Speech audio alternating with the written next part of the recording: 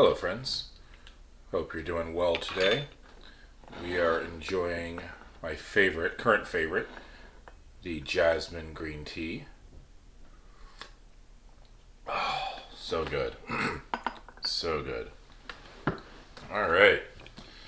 So today's Grimm's Fairy Tale, or this week's Grimm's Fairy Tale, since I only post these once a week, is called Going Traveling. And may I remind you, these are Grimm's Fairy Tales, not exactly stories for kids. Once upon a time, there was a poor woman who had a son. He wanted to go traveling very much, but his mother said, "How can you travel when you have no money whatsoever to give you?" Then the son said, "I'll get along all right. I'll just keep saying, 'Not much, not much, not much.'" So he walked for some time and kept saying, "Not much, not much, not much." Then he came to a group of fishermen and said, "God help you, not much, not much, not much." "What'd you say, fellow? Not much?" And indeed, when the fishermen pulled in their nets, they had not caught much fish. So one of them beat the young fellow with a stick and said, "Now you can see how I can thresh, haven't you?" "But what should I say?" asked the young man. "You should say, 'Catch a lot, catch a lot.'" Then he walked again for some time and kept saying, "Catch a lot, catch a lot," until he came to a gallows, where a poor sinner was about to be hanged. Then he said, "Good morning, catch a lot, catch a lot." "What did you say, fellow? Catch a lot? Do you think the world needs more wicked people? Aren't there enough?" And again he was given a good beating.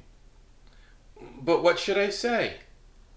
"You should say, 'May God comfort the poor soul.'" So the young man continued on his way and kept saying, "May God comfort the poor soul." Now he came to a ditch where a knacker was standing and skinning a horse. The young man said, "Good morning, may God comfort the poor soul."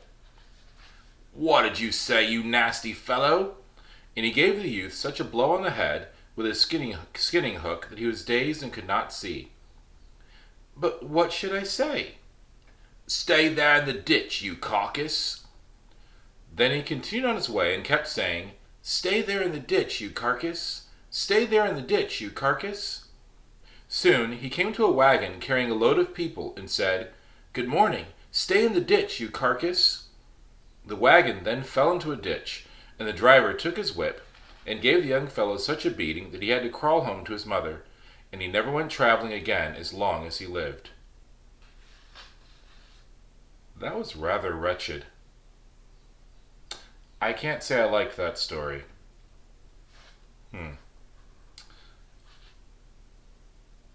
Maybe I shouldn't even post this one.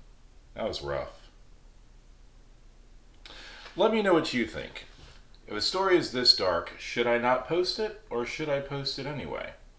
Please let me know in the comments. For now, it is time for your next adventure. I'll miss you. Cheers.